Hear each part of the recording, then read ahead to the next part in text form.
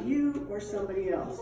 But if you lived in Steamboat Springs around 1916, which is 100 years ago, that is your phone. Now, can you carry that in your purse? No. In your pocket? No. Would you want to carry that around all the time? No. In fact, you couldn't. It had to be on the wall. It had to be stuck on the wall, and that was the only way that you could communicate on a phone. So a lot of times, up until probably about 25-ish years ago, phones were not portable like they are now. But that is a huge difference between communities back then and communities now, okay? I want to talk a little bit about the schools. Now, I don't know if everybody can see it, but kind of scoot over so you can get into position to see it, okay? This is a picture of a school. This is the entire school. Does that look like your school? No. Why not? Why not? Why not? Because our school is made of bricks and that's more than made of wood. Okay, that's one thing. What else? Okay? Because it's smaller. Smaller, exactly. What else? Is that what you're going to say? It's smaller. That's the whole school. Is your classroom probably about that big? Yeah. Your whole classroom. Your cafeteria is probably bigger than that. So these were called one-room schools. Here's the difference. You have buses that even if you live outside, way outside of town, the bus can go get you and bring you to Soda Creek. Same thing with Strawberry Park, Montessori School, all these different schools. But 100 years ago, lots of kids, most of the kids lived way out on ranches, way, way far away, 20, 30, 40, 50 miles from town. And there were no buses. So mom and dad do not have time to drive you into town and drive you back. Do not have time. So what the school district did is instead of building a big school in town, they put these little one-room schoolhouses all over the county, all over. So they brought the schools to the kids instead of the kids to the schools.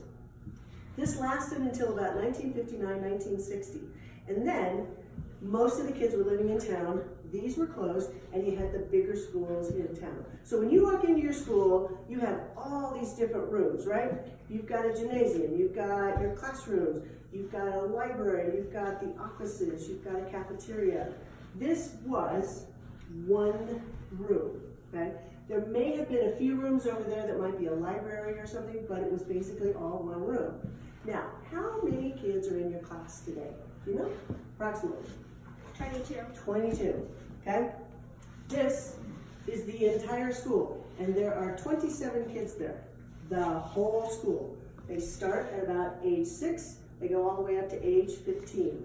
You would be in the same school as middle school kids and little kids. And here's how the teacher would do it. She would have you guys, because you're in 2nd grade, help teach the little kids. She would have the older kids help teach you. But that's a huge difference. Because do you have any 15-year-olds in your class? No. Do you have any kindergartners in your class? No. You're all in 2nd grade, okay?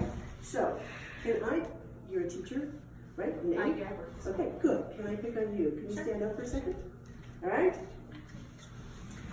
I'm dressed, and Ms. Katie, we are dressed like school teachers in the early 1900s, late 1800s, over 100 years ago. That is how a teacher would dress now. Can you see her legs, her ankles, and her toes? Yes. That is completely inappropriate, right? Absolutely inappropriate. Can you see her arms? Very inappropriate. Can you see part of her neck and chest? Yes. Extremely inappropriate. It's really not inappropriate, not at all. Nowadays, that's perfectly fine. But 100 years ago, it was usually a high collar, only down to here, maybe up to here, long sleeves. I could take my sleeves and roll them up, but I would never in a million years wear short sleeves. And I would never show part of my chest. And I would never, ever, ever let you guys see my ankles. So, skirts could only be, and let me preface this by saying, these rules were written into a contract that a teacher had. You break the rules, you were fired. Or at the very least, you had a talking to. So it's not just, this is the way it is. No, the school district said, your skirt could not be more than 2 inches above your ankle. And the reason is because you weren't supposed to see my legs. Even though I have high boots on, I would have worn stockings so that if I have to pull my skirt up, you wouldn't see my legs. That was considered very inappropriate, okay? The other thing is, she has pants on. Is it okay for women to wear pants No. nowadays? Yes. How about 100 years ago? No. Some women did wear pants, but not very often. Little girls, there is not what you have a dress on. Thank heavens, because you are correct. The rest of you little girls, incorrect. You would not be able to wear pants at all. Little girls and women didn't wear pants, okay? The other thing is, this was usually the largest building in that area. So the community that lived around this building used this as a community hall, which is what they called it, okay? So they not only had school there, they had other gatherings there. So let me ask you this. Has Soda Creek ever had a funeral that you know of in their cafeteria? No? You think? What would happen if I called up your principal and said, my Uncle Ed died and we really would like to have the funeral service in your cafeteria? Do you think your principal would say yes? Probably not. That's really creepy. She would probably say, thank you, but no, there are other places to have it. What if I wanted to get married? And I would always want to get married in Soda Creek's gymnasium. Is that okay? She would probably say, no, there are other places. But if this is the only place in the area to have a wedding, to have a funeral, to have an election, to have dances, to have parties, then that's what this school was used for. Now, your school is pretty much used for your school. Occasionally they might have a meeting there in the library. Occasionally they might have a concert or something in the cafeteria or something. But usually it's just a school, right?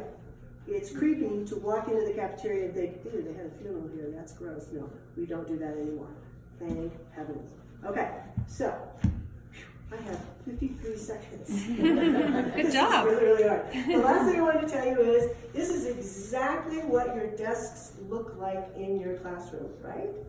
No. Not a bit. These are weird desks. If you'll notice, this seat, which is the seat for the desk in front of it, is attached to the desk behind it. So these desks all had to be in a line. You guys either have desks or tables where the teacher can move it all over, right?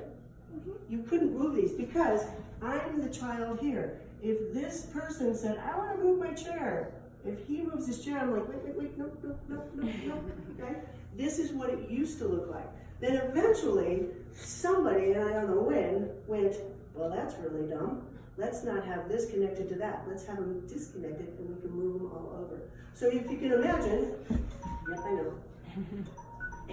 Sorry, cancel. Please cancel. If you can imagine going to school in a one-room schoolhouse 100 years ago, every single desk would have to be in a line. Extremely boring. Okay? Now, you know all about schools. You can go home and look at your mom and go, that's inappropriate that I'm still on your toes or something like that.